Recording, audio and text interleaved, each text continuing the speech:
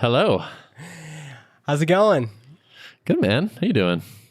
Doing pretty good. I've got my whole family in town right now. There's 16 of us, so I've been in total family mode. And it's been like 100 degrees here, so all we've been doing is going to the pool, going to the beach, going to the waterfalls, just anything that is not baking in the sun, I guess. Yeah. Do you want to go around the circle and just have each person introduce themselves? Are we on right now? Yeah. Oh, we're on.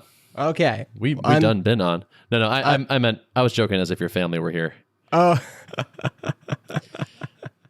You can tell it's a good joke because I had to explain it.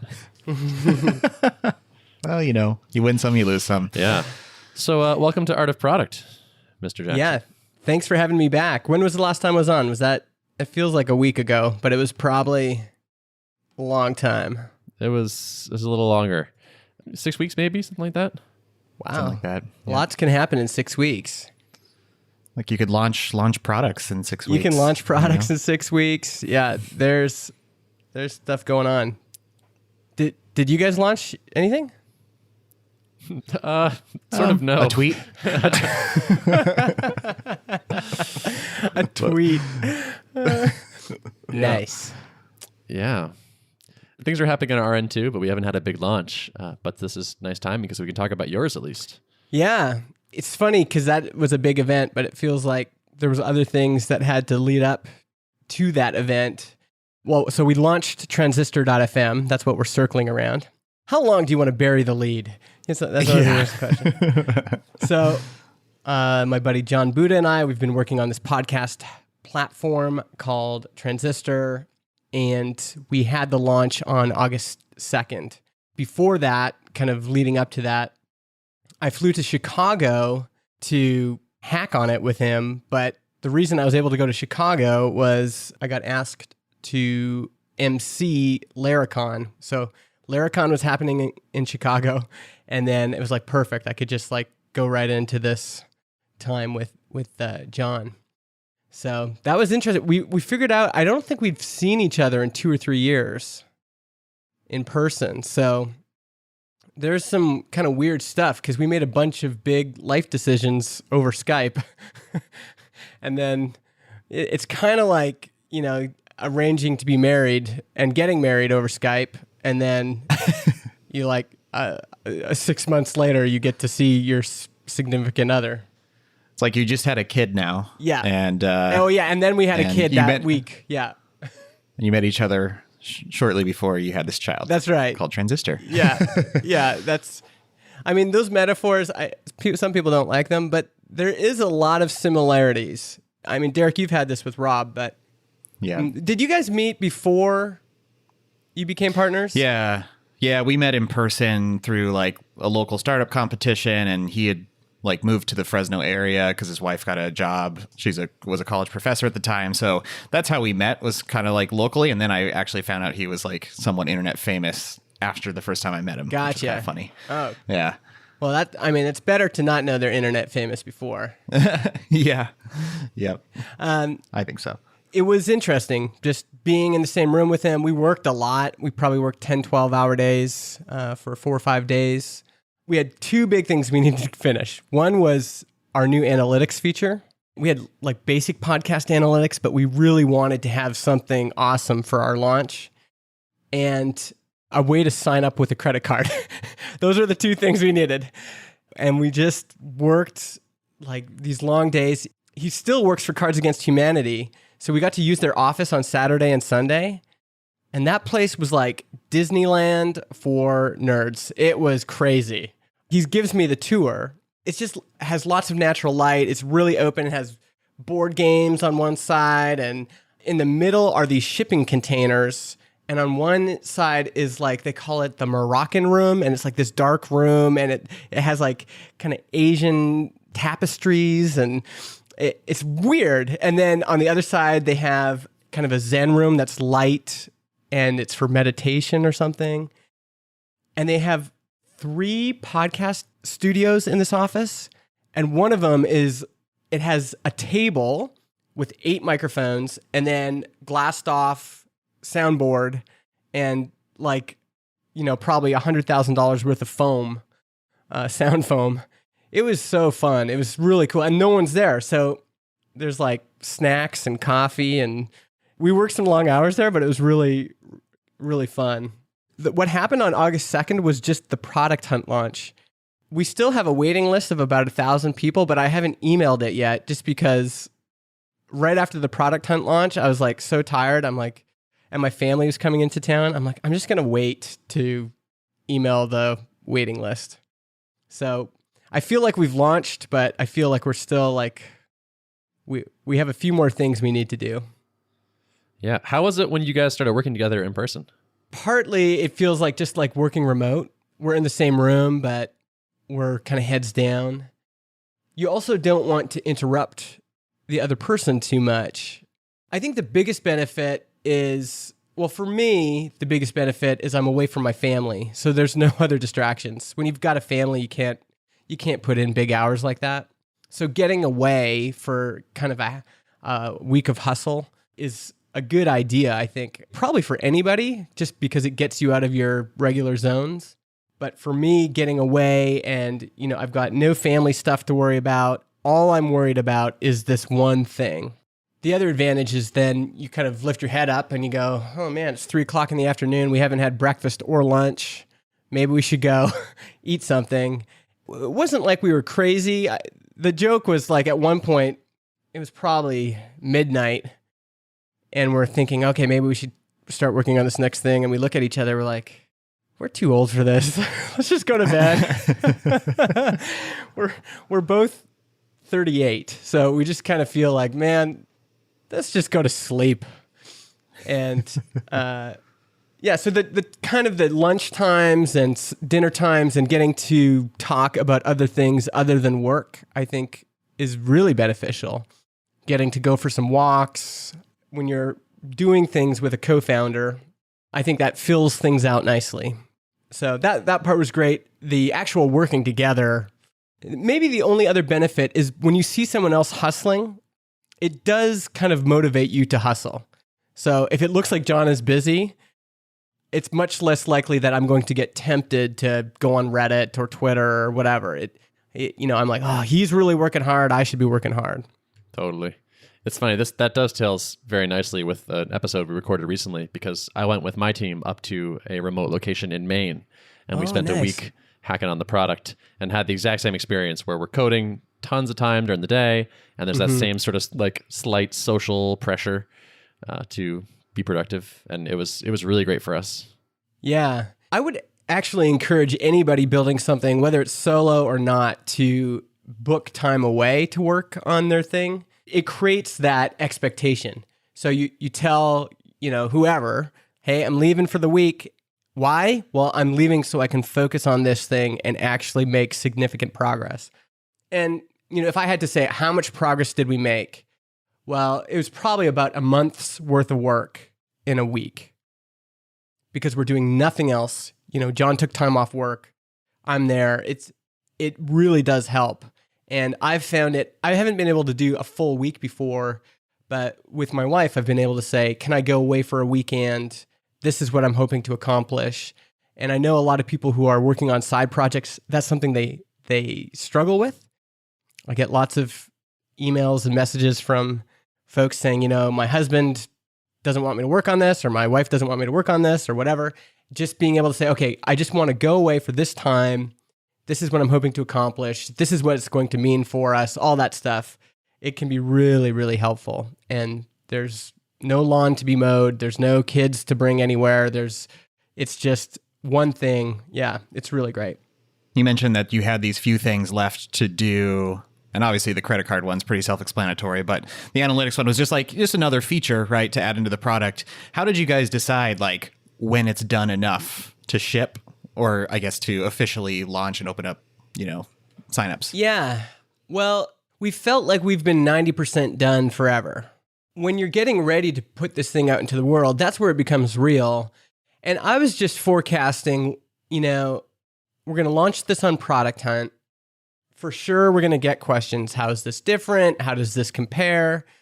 And I wanted to, at the very least, have like reporting is kind of the key feature for a lot of podcast hosting applications because, you can host MP3s a lot of places, but the analytics is the tricky part. And when people said, how does this compare to Simplecast or how does this compare to Libsyn? I wanted to be able to show them a screenshot and say, this is what our analytics looks like right now. And we already had enough because we'd had early access users. We knew that that was the one thing they're like, okay, that's what they wanted as well. And so to be able to say, well, we're publicly launching, and for our existing users say, hey, we're publicly launching and this is what it means for you. You're going to get those analytics you've been waiting for. And then to be able to say to this discerning, critical public, this is what our analytics looks like. And we have a few things that we're doing differently than other folks that we think are going to be really great for brands that are, creating podcasts.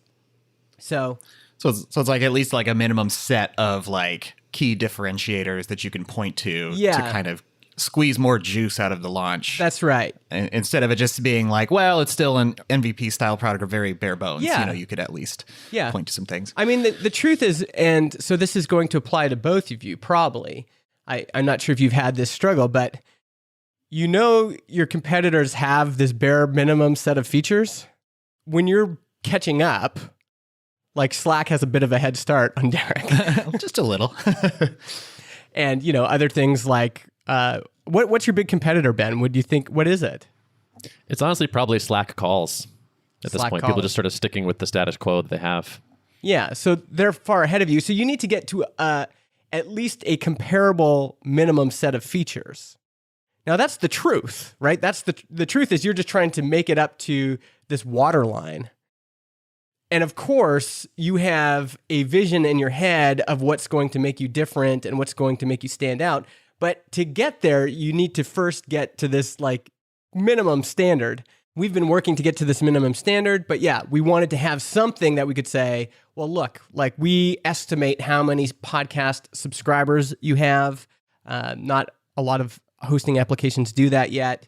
We show you average downloads per episode from 7 days out, 30 days out, 60 days out, and 90 days out, like in a real snapshot kind of way.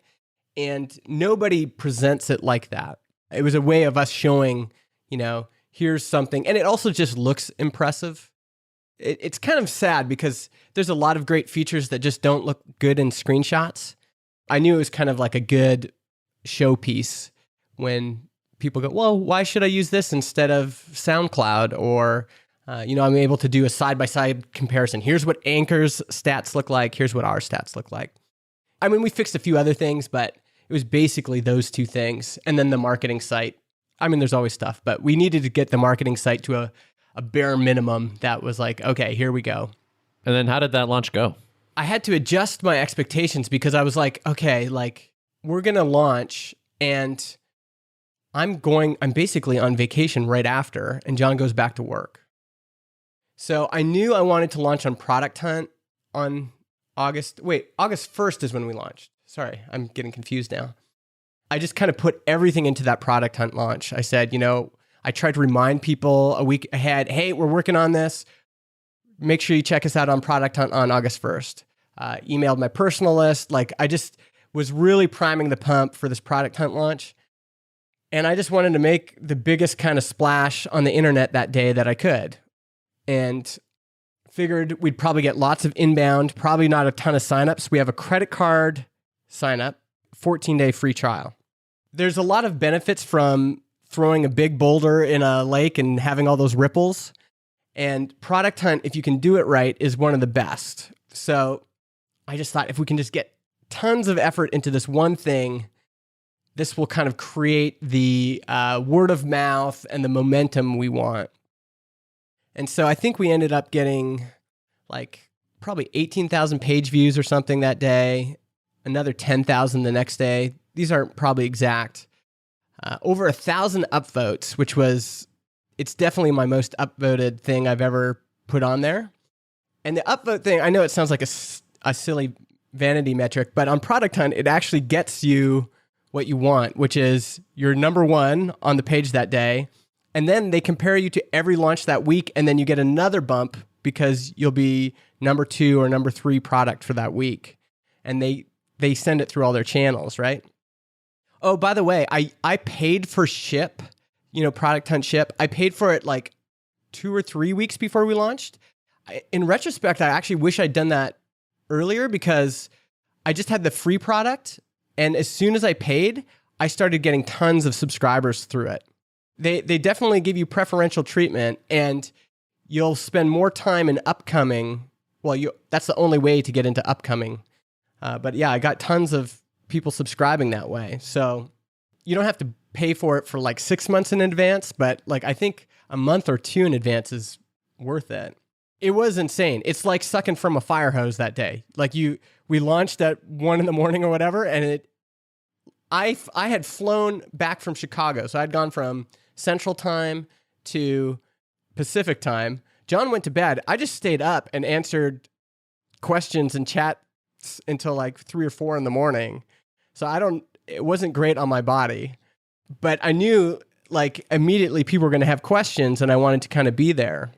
Yeah, just tons of great engagement, tons of emails, tons of tweets, tons of inbound on our live chat app, tons of great questions. And so, I would get a question on Product Hunt that would be like, how is this different from Anchor? And I would write out an answer, and then I would immediately copy and paste that into a blog post, fill it out a bit more, and then publish it. And then every time we got that question again in chat, I would be able to say, oh, I just wrote a piece on that. So I wrote Anchor versus Transistor and Simplecast versus Transistor that day. I also had a piece on how to get more subscribers. And in terms of signups, that day we probably got like 7 signups. Into trial or like paid? Into trial, yeah. Into trial. So there are 7 folks into trial. So I've probably launched, 10, 20 things on Product Hunt. And probably, 8 or so have been mine or something I have insight into analytics on. And there's some things that on Product Hunt that, for example, marketing for developers, people bought like crazy that day. They see it on Product Hunt, they buy. It's $49 ebook. It's an easy, like, I'm a developer. Oh, I want this. It's an easy decision. But it's not a intent-based audience. They're just like, they're looking for entertainment. And so free apps do really well there, like cool, like augmented reality and bots and AI, like very trendy things seem to do well. So we knew we probably wouldn't get a lot of people going, oh, well, I've been looking for a podcast host. I haven't done any research and this looks great. Like that's not going to happen. But where we did get more is you make the splash and then the ripples start going out. So because we were number 1 on Product Hunt, there's this newsletter called Pod News. They made us their number 1 story the next day, and we got way more trial signups from that than from the Product Hunt launch. And then, people start tweeting about it. Oh, hey, and so the ripples is what is helpful in terms of search optimization. You get these really high quality backlinks from, Product Hunt, but then from these outlets that are covering you. So we knew that we were going to launch, and then my hope is end of August, we're at like 1,500 MRR, which would kind of double what we were at before. Did you consider not asking for credit card up front, or what was kind of the decision making behind that call? Well, I just listened to Rob Walling on Startups for the Rest of Us. He said you got to use credit card up front. I mean, there you go. Honestly, that was kind of it. A podcast is an investment. And so I really don't want that Anchor crowd. So the folks that are going to Anchor and they're like, well, I want something free that I can just play around with. That's great. Anchor is perfect for those folks. But we are really focused on people that are trying to build a brand and want to earn our audience's trust through podcasting. So we want people that are going to have real microphones and are actually going to edit their podcast. They're going to level their audio. They really care about the branding. They really care about how it looks. They care about the player. That's our audience. And so if they don't have a credit card or they're not willing to spend money, they're probably not our customer. And so it just felt like this is the most honest way to do sign up for us. Otherwise, we're going to get all these free accounts, and already, like, you get so much. If you have one of those like intercom chats, or we're using Kayako, but if you have one of those things, it's a pain in the ass. There's people messaging you all the time, both customers and people interested, and you get great feedback. But I couldn't imagine just saying, well, no credit card, and now I've got every kind of person on the internet going, well, how come it doesn't do this? Or the money at the beginning, having someone who's willing to spend money is such a good filter. Yeah. With a product like yours, it's not super lightweight to get started. You have to have a podcast to upload in and start hosting. So if you're not serious and you're just a looky-loo, then you're not going to get any value out of it anyways, unless you're actually like really committed to doing something, right? That's it. Yeah, that's exactly right. Yeah. Yeah, so that was kind of the thought. But I mean, to start, what do? You just listen to Rob Walling. Like that's what other when in doubt, just listen to Rob. And maybe he's wrong, or maybe his experience doesn't match up with what you're doing, but at least take the best practice that you know of so far, right? It also seemed to fit our product. People have been selling web hosting for decades now. We thought, okay, well, let's just follow what they're doing. And yeah. So how did you feel about the results of the launch overall? Overall, I felt good. Overall, I felt like we achieved a lot of what we wanted to achieve. The biggest thing was just the relief of finally this thing is out. There's no more messing around. It's like this thing is out in public. Now we have to start thinking about what this means. There's a little bit of hiding when you're working on it beforehand. Like, it's just fun. And you get to talk about it like it's a real thing, but it's not really a real thing. Yeah, that's been my life, kind of. I've been selling like access to the tuple alpha to people, and it's just like, this software doesn't exist yet, which in a way is a huge strength, because I can just talk about it like it's going to be great for reasons X, Y, Z, and this is what we want it to be like. And everyone's like, yeah, that does sound great. It's like, yeah, because no one can see it yet. It's just like the fantasy is the reality right now. Yes. Yeah, exactly. So you're facing the music now by getting your thing out in the world. Yeah, we really are. It sounds like you had a healthy attitude and a awareness around like the signups that would happen. Because to me, when I heard like 10,000 people are hitting it, I'm like, oh, nice. That must be hundreds of trials, I guess. And so I feel like if I had ended the day in single digits, I would have been like, oh my God, like what happened? Yeah, no, I kind of had, and we talked about this beforehand too. The nice thing about doing early access is you know exactly kind of what it takes to get some, even if you're manually doing it, you know, right? And so I had a kind of an understanding of, okay, this is probably what we're looking at. We've had 30, because one of these is John.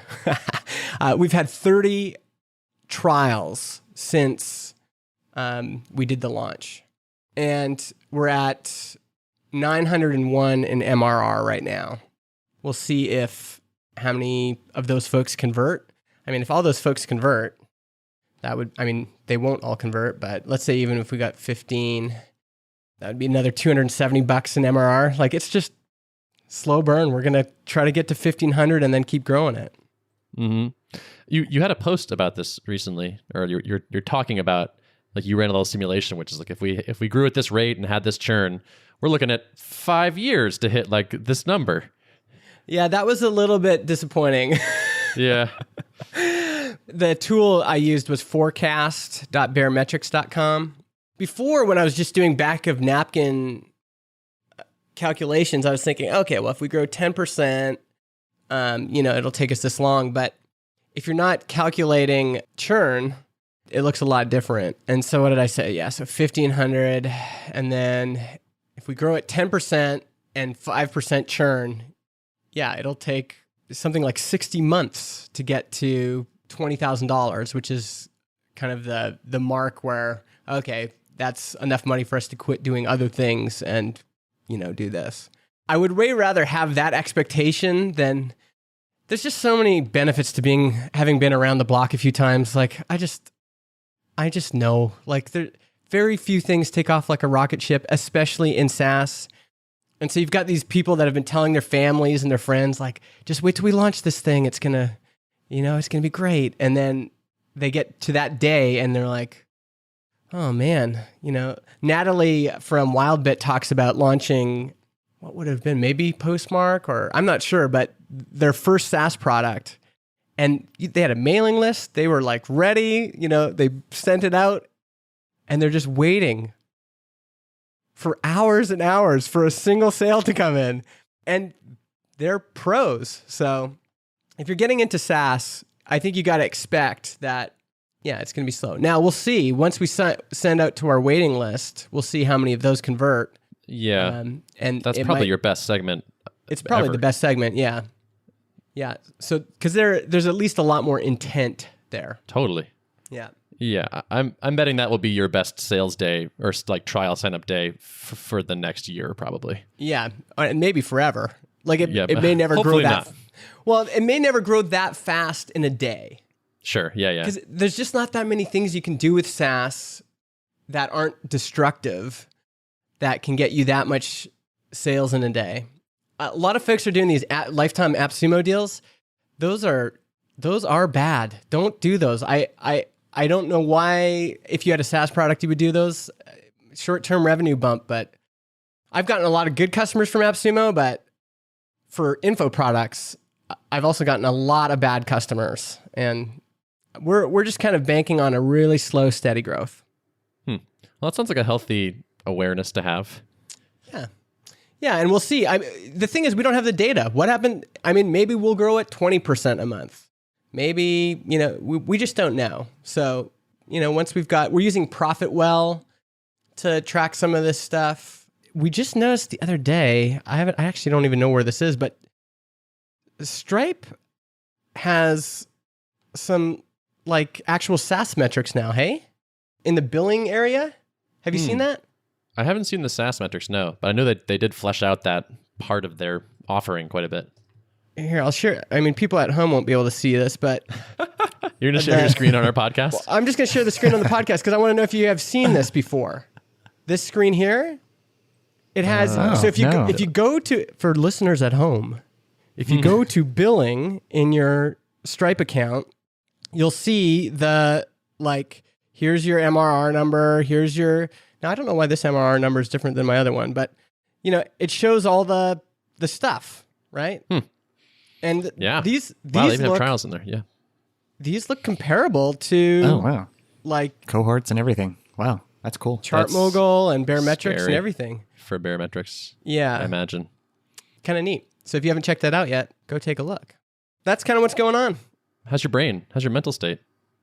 I think, it's definitely been a lot better since getting it out was helpful. A few people mentioned, I don't know where I talked about this, maybe on our show, but launching is a lot of energy and a lot of emotion. That whole day, that launch day, I was just like a chicken with my head cut off. I'm just buzzing and there's just stuff coming at you. You're not accomplishing anything. You're not thinking straight. And if I had just stayed in that mode for another week or two, I think it would have been bad for my mental health. My family was flying in on the 2nd. So I knew I'm done.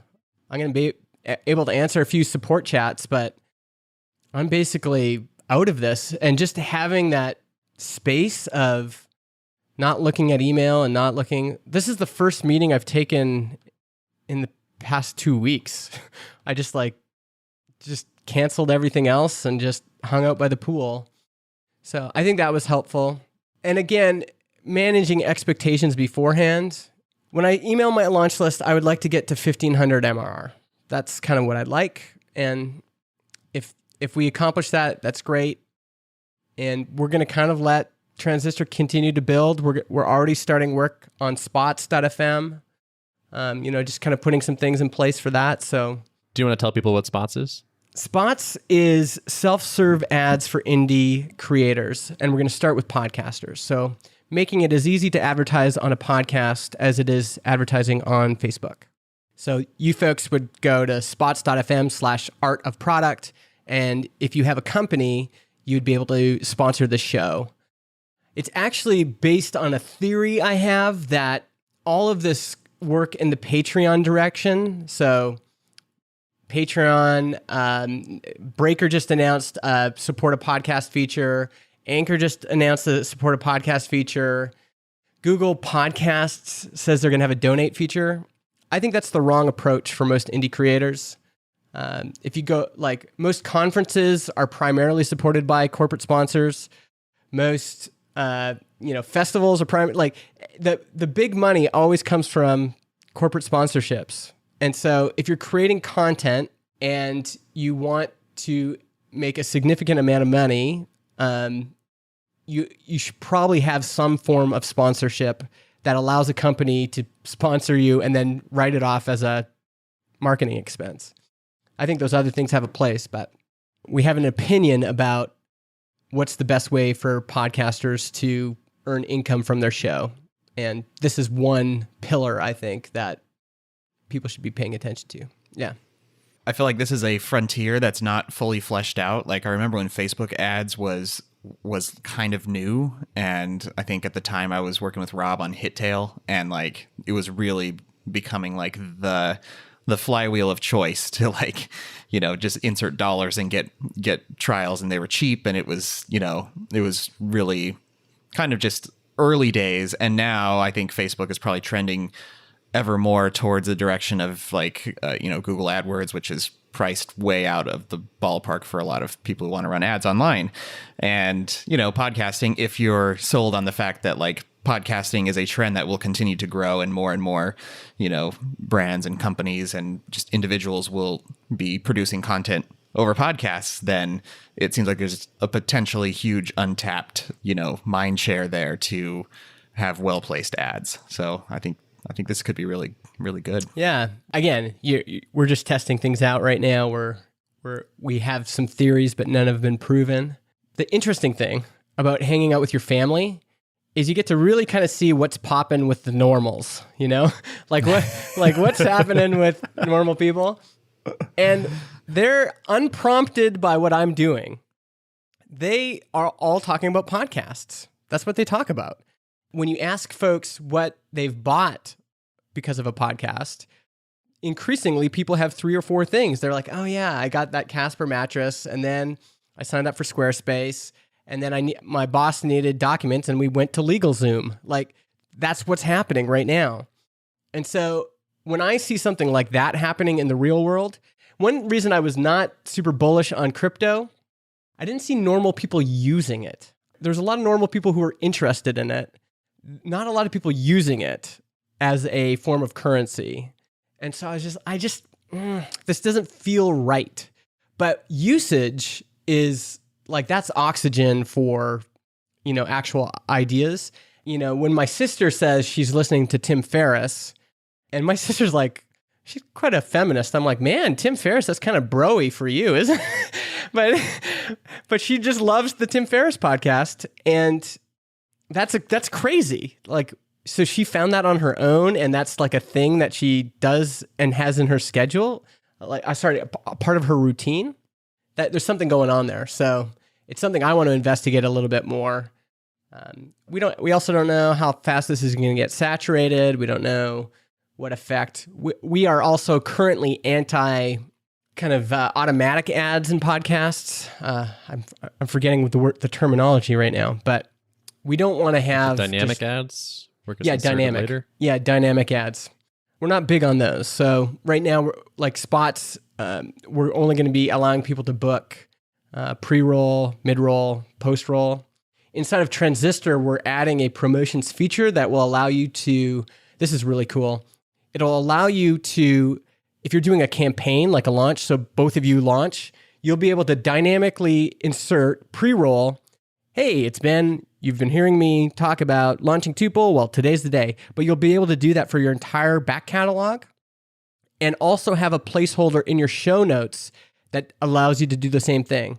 And so then when the campaign is over, you just remove them both. Remove the audio and remove the placeholder in your show notes. So there's some stuff like that I'm excited to work on. Yeah, so that's kind of what's next. That's really cool. I like the point about talking to the normals, as you said, like people not in this echo chamber. I was just chatting with Rob the other day, and we were kind of observing how, like, you know, so many of us kind of in this micropreneur type of space will, you know, get a lot of support from each other, and we'll get positive validation about the stuff we're working on from each other. One of the keys for a lot of SaaS businesses is to like step outside of that and like penetrate, not even like fully cross the chasm into like the mainstream, but just outside of this like kind of hyper techie, you know, early adopter type of people, and kind of go at least 1 or 2 layers outside of there, because otherwise, you know, you're going to just kind of hit a plateau. And so I think it's like so important to just get like that step outside of the circle when it actually comes to validating ideas and just, you know, testing stuff out. I have an old blog post like this called, I think it's called "We Are Not Normal People." It made a big splash on Hacker News, and a lot of people obviously didn't like it. But I think there's a huge temptation when you're building something to try to change people's priorities so they fit your ideal. You know, like you've got this vision in your head, and you want to apply that vision and just place it on top of people. But just because you want it doesn't make it true. And just because you have this vision of creating something using X tech stack and X whatever, at the end of the day, we're not normal people. And normal people, in your guys' case, would be normal developers. Derek, you are not a normal developer. Ben, you are not a normal developer. So if you're going to build something for developers, you better be hanging out with some normal developers who have a boss, who have to have a stand-up every morning at 7 a.m., who, you know, have to ask if they can go on vacation, all that stuff. And it's something we forget, I think. Just, are you going to get out and actually talk to some normals, or are you going to and not talk to normals, observe normals, listen to normals? That's the key. Yep. Well, that's enough yakking for me. What's going on with you folks? Are you sure it's only 40 minutes? I don't like these episodes. They always just end up being status updates for me, and then No, last time was I think we had a pretty good split last time. A third each roughly. Yeah. That's all right. You got a lot on your mind. You just did a thing. Like, yeah. We didn't launch anything. So we wanted to get you back on the show after last time. We ran over an hour, and we still had more questions for you, but I think we addressed a lot of those and heard about your exciting launch. Yeah. So this has been a good episode. Cool. Well, hopefully that's helpful for folks there's probably some takeaways in there if you're working on something that you can apply to your thing. Totally. I like people coming on and giving an accurate and real assessment of what it's like to work on stuff and the ups and the downs. And I think your honesty is really helpful in that regard. Yeah. One thing I keep reminding myself is just, this might not work out. It's so new. Just to take it day by day, time by time. One more thing is, when I got into this with Jon, a lot of folks were like, oh man, you must really care about Transistor. Like, people often want to talk to me about Transistor, and I'm way more interested in talking about my relationship with Jon. Partly because I just wanted to build something with him. That was my interest. So we could have been building anything. To me, this company and this product that we've created, it's a nice to have. It's not the main event. To me, the main event is getting to, like, meeting somebody, getting to know them, and then saying, let's do something together that's meaningful, and doing it, and then going, okay, well, if it works, great. If it doesn't, that's fine too. Yep. And that's just your first thing you built together. That's just the first thing. Yeah. And, you know, maybe it'll work, maybe it won't. I'm not really in love with anything at this point. It's, if this works, that's great. And it aligns with a lot of things I like, but it's not life. If Transistor doesn't work out, I will still be like, oh, remember, Jon, when we worked super late and then we went out and then there was a street festival and we just walked through the street festival and like watched a bunch of bad EDM bands, and, you know, that's real life. And I don't want to get distracted. There's a real cult around products and launching products and startups, and I just think it's unhealthy. I'm excited about Transistor's launch. I'm excited about the next thing we build, but I'm just trying to enjoy the process. I'm trying to enjoy the real human stuff in between, that to me is more important about whatever kind of results we get. I think, the results might come, they might not come. We're doing our best to make sure they come, but there's other things that I care about more. Perfect place to end it. I dig it. Cool. Yep. Agreed. If people want to get more of you in their earbuds, you have a podcast. You have more than one podcast, I believe. Yeah. So the one we update the most frequently is Build Your SaaS, SaaS. That show publishes every Tuesday.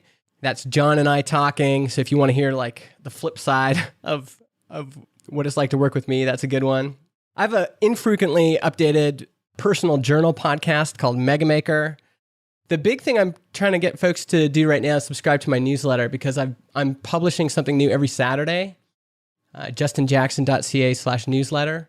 And been getting really good feedback about focusing a lot more on this human side that I just talked about. Cool. Sounds good, man. And show notes for us, Derek? Show notes for us are at artofproductpodcast.com. Justin, thanks for coming on. Thanks for having me. Thanks, All right. man. Take care.